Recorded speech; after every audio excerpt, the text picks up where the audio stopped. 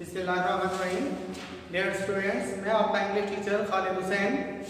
आज का हमारा जो टॉपिक है वो है प्रेजेंट परफेक्ट टेंस और पास्ट परफेक्ट टेंस। पहले हम प्रेजेंट परफेक्ट टेंस को पढ़ेंगे, उसके बाद फिर पास्ट की तरफ आएंगे। सबसे पहले देखा जाए कि परफेक्ट टेंस होता क्या है। परफेक्ट टेंस से मुराद ऐसा टेंस, ऐसा जमाना जिसमें किसी काम को करने के बाद जब उसके मुतालिक बताया जाता है तो वो परफेक्ट कहलाता है। मसलन आप खाना खा रहे हैं, जैसे ही आपका खाना खत्म होगा तो आप क्या कहेंगे?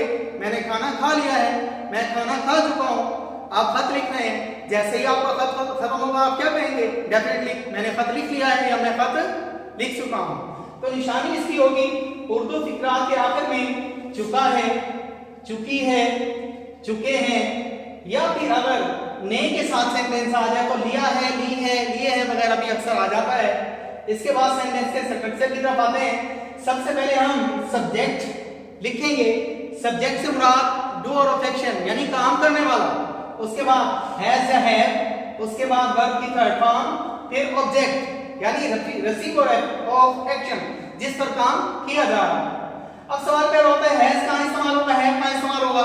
डेफिनेटली अगर सब्जेक्ट हमारा थर्ड पर्सन सिंगुलर है यानी ही, शी, इट है तो आप उसके लिए हैज इस्तेमाल करेंगे।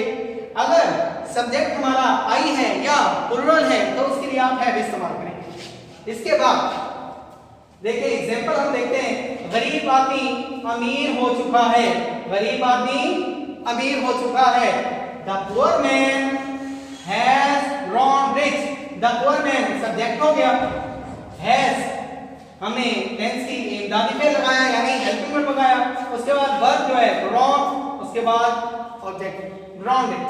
अमीर आदमी, गरीब आदमी अमीर हो चुका है। नेक्स्ट नेगेटिव सेंटेंसेस की तरफ आते हैं। नेगेटिव सेंटेंसेस में आप सब्जेक्ट, उसके बाद हैज है, उसके बाद नॉट का इजाफा करेंगे आप, वर्ब की थर्ड फॉर्म और ऑब्जेक्ट। उन्होंने हमारा इंतजार नहीं किया है, उन्होंने हमारा इंतजार नहीं किया है। पहले सब्जेक्ट को देखेंगे, सब्जेक्ट उन्होंने यानी दे। उसके बाद हैज या हैव चूज करेंगे। दे क्योंकि प्लुरल है इसलिए इसके साथ हैव का इस्तेमाल होगा, दे हैव। उसके बाद नेगेटिव बनाने के लिए नॉट का इजाफा किया, दे हैव नॉट। उसके बाद वर्ब, वर्ब का इंतजार करना, वेट, वेटेड, उसकी थर्ड फॉर्म लगाएंगे, they have not waited for us. Us यहां पर ऑब्जेक्ट है। इसके बाद इंटरोगेटिव सेंटेंसेस की तरफ आते हैं। इंटरोगेटिव सेंटेंसेस की फॉर्मेशन देखें। पहले हैज या हैव लिखेंगे, उसके बाद सब्जेक्ट लिखेंगे, सब्जेक्ट के बाद वर्ब की थर्ड फॉर्म लिखेंगे, उसके बाद ऑब्जेक्ट लिखेंगे। एग्जांपल देखिए इसकी। क्या शिकारी परिंदे पकड़ चुका है? क्या शिकारी परिंदे पकड़ चुका है? Has he Hunter. अब हंटर क्योंकि सिंगुलर है इसलिए हमने हेल्पिंग वर्ब जो है हैज इस्तेमाल किया।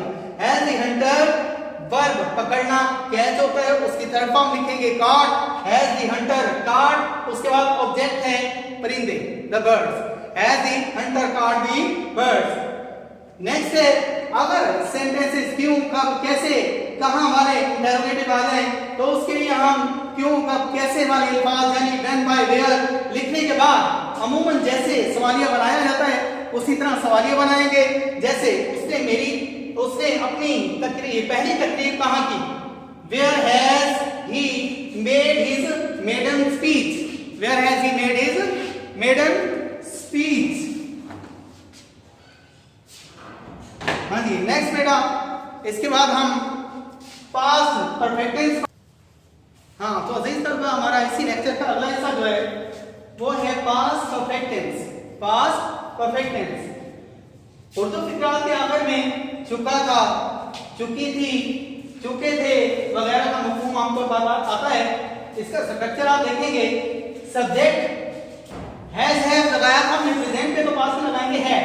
सब्जेक्ट हैड, वर्ब की थर्ड फॉर्म और ऑब्जेक्ट। एग्जांपल देखें। हम फुटबॉल खेल चुके थे। We had played football, we had played football.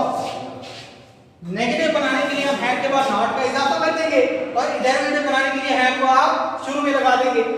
मिसाल के तौर पर क्या हम फुटबॉल खेल चुके थे? हैड वी प्लेड फुटबॉल, हम फुटबॉल नहीं खेल चुके थे। We had not played football. आगे इसी सेंटेंस को आगे लेकर चलते हुए इसमें कॉम्प्लेक्स सेंटेंसेस का जिक्र करना मैं जरूरी समझता हूं।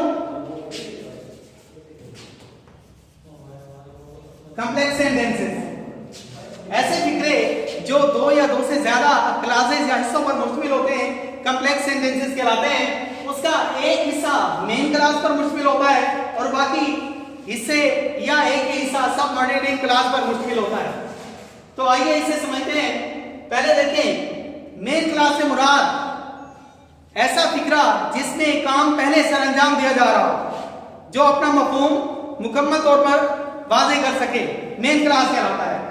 इसके बाद सबऑर्डिनेट क्लास ऐसा फिक्रा जिसमें काम बाद में सर अंजाम दिया जा रहा हो, वो सबऑर्डिनेट क्लास कहलाएगा। मिसाल के तौर पर डॉक्टर के आने से पहले मरीज मर चुका था। इसमें आप गौर करें, डॉक्टर के आने से पहले मरीज मर चुका था। पहले डॉक्टर आया या पहले मरीज मरा? पहले मरीज मर चुका है, तो ये मेन क्लास कहलाएगी। उसके बाद डॉक्टर आया, ये सबऑर्डिनेट क्लास कहलाएगी। इस देखिए जी आगे, मेन क्लास को आप पास्ट परफेक्ट टेंस में करेंगे और सबऑर्डिनेट क्लास को आप पास्ट इंडेफिनिट में करेंगे। डॉक्टर के आने से पहले मरीज मर चुका था। The patient had died before the doctor came. जी तो अजीज तलबा, अगर इस लेक्चर में आपको कोई इब्हाम हो या किसी किस्म की कोई मुश्किल पेश आए तो आप मुझसे राब्ता कर सकते हैं। इंशाल्लाह मैं आपके लिए बहुत ही मुआविन और मददगार साबित होऊंगा। मसलन